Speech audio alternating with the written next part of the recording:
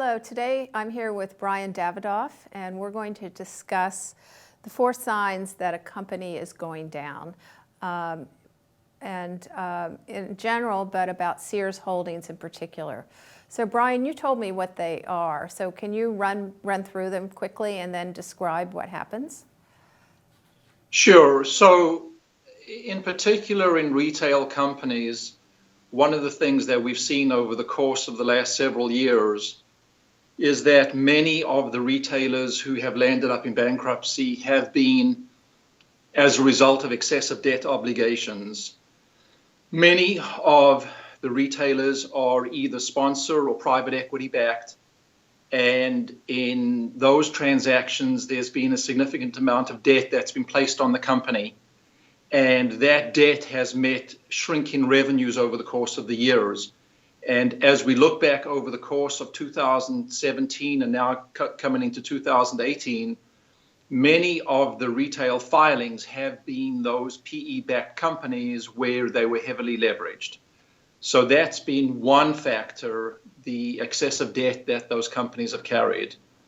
One of the second factor that... Can I stop you there? What about Sears? Sure. In particular? Well, Sears is also highly leveraged, and Sears is really, in my mind, in that corner of the marketplace, which is both highly leveraged and vulnerable. And what I mean by the latter is that obviously the Sears brand has fallen on hard times, and as a result, revenues have declined. And when you have declining revenues together with high leverage, you have a difficult situation for a company. Okay. So let's talk about missing bond payments. Well, that's really a factor where you have a combination of the prior two, that is excessive leverage and declining revenues. Particularly if you have an increase in interest rates. We know that the Fed increased interest, although marginally, last year, and there are further increases that are slated for this year. But when you have tens of millions or hundreds of millions of dollars of debt out there, every basis point increase in the interest rate has a tremendous effect on cash flow. And so where you have declining revenues, excess leverage, and increasing interest obligations, that often results in missed bond obligations. And that, again, is one of the features that forces a company to reorganize, either by trying to restructure the bond obligations or forcing the company into a Chapter 11. So could you talk about Sears in this particular sign of going down? Sure. Well, Sears, in fact, does have, as I mentioned a little earlier, significant bond obligations. Their revenues have declined. We all know that Sears has closed a significant number of stores. They slated to close further stores this year.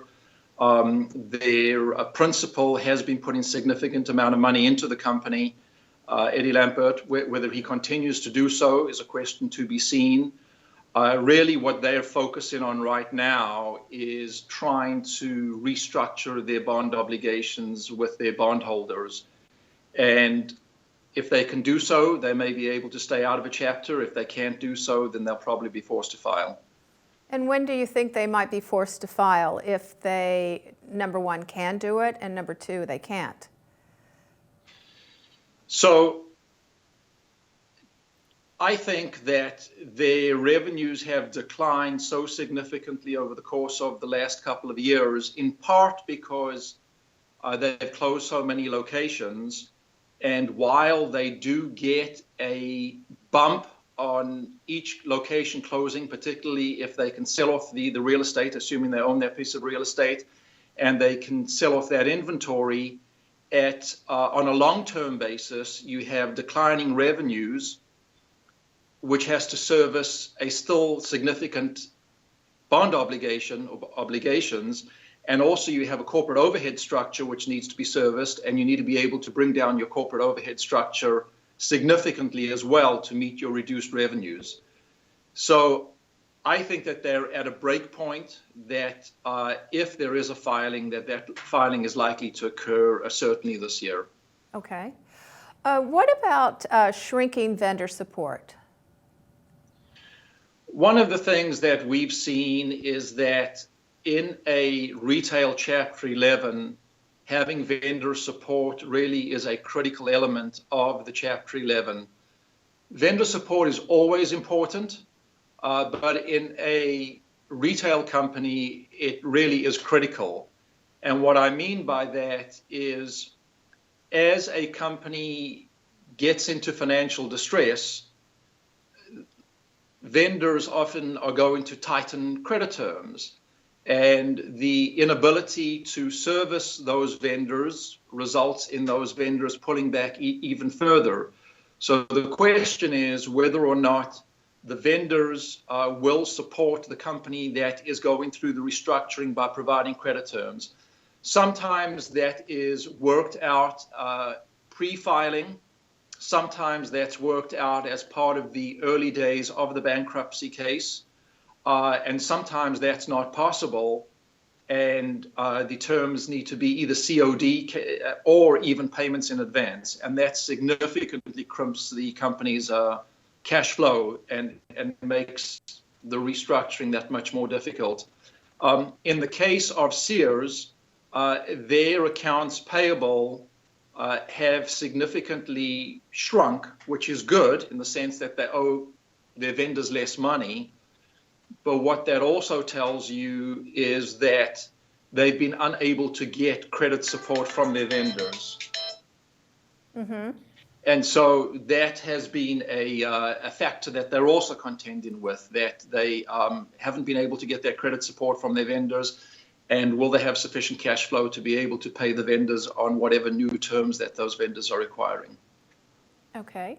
Now, Sears has a lot of locations, unprofitable locations. They're closing stores. So can you talk about the effect of unprofitable locations?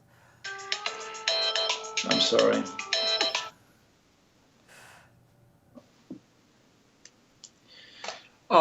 So in a typical retail Chapter 11, one of the major precursors to a Chapter 11 is that typically the company has unprofitable locations.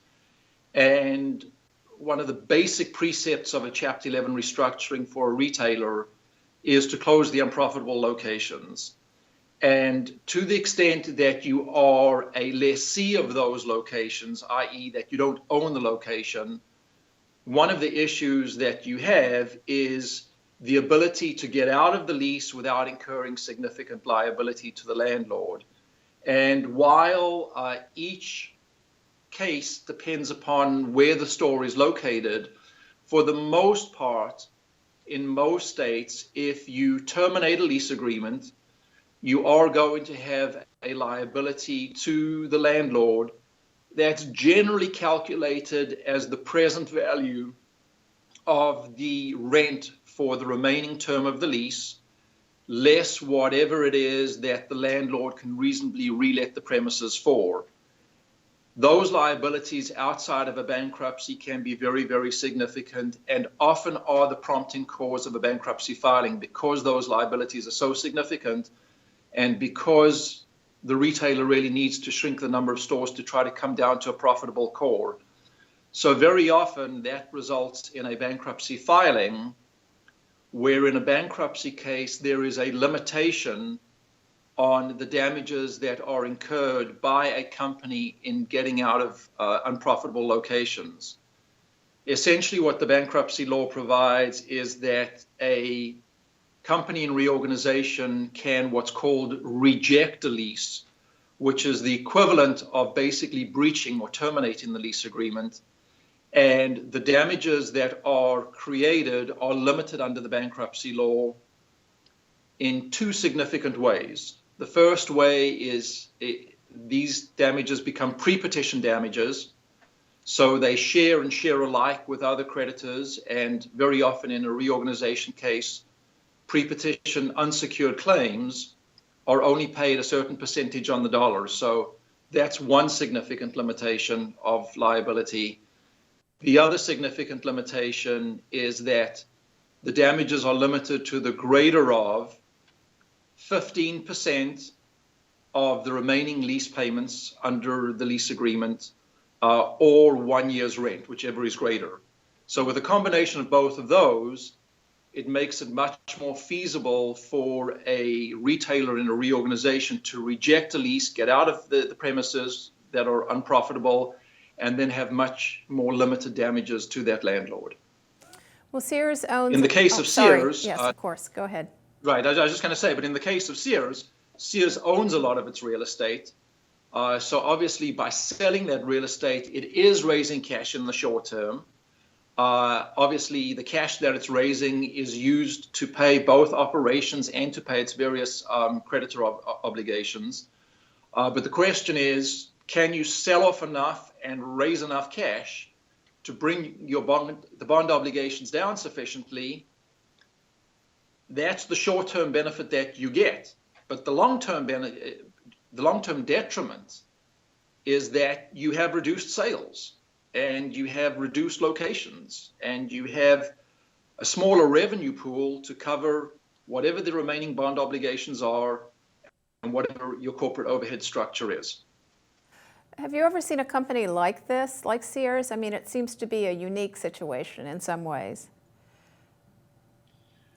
Well, it's unique in the sense that the Sears brand is unique, but it's really not that unique in the realm of retail bankruptcies, because they are doing what is classic restructuring. That is, they're closing the bad stores and they're trying to renegotiate with their bondholders, which is exactly what other retail companies do. I think what is unique to Sears is that they own a lot of their real estate, which many other retailers don't, so they are getting a cash flow bump from the sale of that real estate.